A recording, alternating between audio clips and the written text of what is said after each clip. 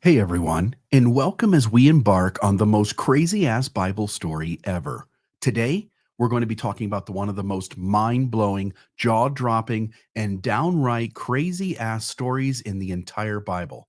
It's a story of love, betrayal, jealousy, and revenge, and it's a story that will make you question everything you thought you knew about the Bible. But before we get into the story, let's meet our main character, David. David was a young shepherd boy from Bethlehem. He was a talented musician and a brave warrior. He was also a man of deep faith. David was introduced to us in 1 Samuel 16 when the prophet Samuel anointed him as the future king of Israel. At the time, Saul was the king of Israel. Saul was jealous and an insecure man, and he was constantly worried that someone would try to take his throne. When Saul heard about David, he became obsessed with destroying him. He saw David as a threat to his power, and so Saul began to hunt David down. David, however, was a man of peace. He didn't want to fight Saul, he just wanted to be left alone, but Saul wouldn't let him be. So David was forced to run for his life. He spent years wandering the wilderness, dodging Saul's assassins. Despite all of this, David never lost his faith. He knew that God had a plan for him. He knew that he was destined to be king of Israel. And so David waited patiently for God's timing. And that's where our story begins. David was the youngest of 8 sons of Jesse. He was a shepherd boy who was known for his courage and skill. He killed a lion and a bear with his bare hands. And he was most famous for defeating the Philistine giant Goliath by sending a rock via a sling straight into Goliath's dome. David was also a talented musician and songwriter. He is proposed to have written many of the Psalms that are found in the Bible. David was a man of great faith. He was deeply devoted to God, and he trusted God's plan for his life. David was also a man of great love. He loved his family and his friends, and he was always willing to fight for what he believed in. So David was a complex and fascinating figure. He was a man of courage, skill, faith, and love, and he was about to embark on the most crazy ass story of his life. Now, before we jump into the most crazy ass Bible story ever, please help us tell more crazy ass Bible stories by hitting that like button. Do subscribe to the channel, and after I tell this next part, leave your comment on whether this was the most crazy ass Bible story ever, what you thought about it, and let me know what other Bible stories you would like me to tell. Here we go.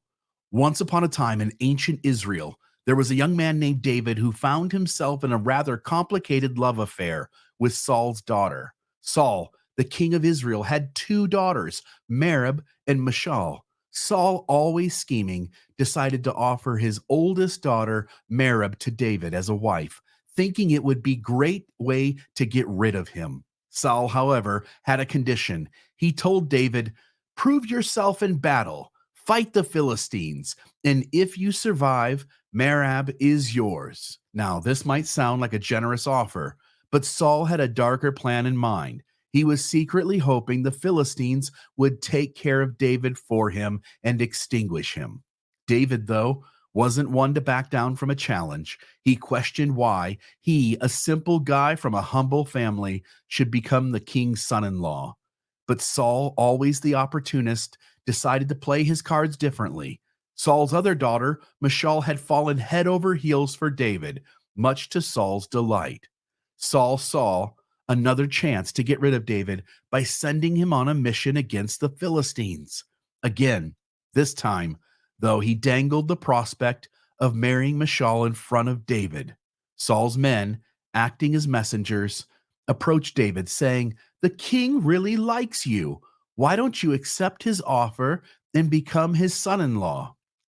David, not oblivious to the political game being played, replied, "How can a poor man like me afford a bride price for the daughter of a king?"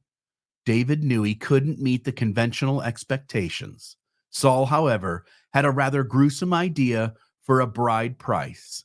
He told his men to inform David that he only needed to bring back 100 Philistine foreskins as a payment.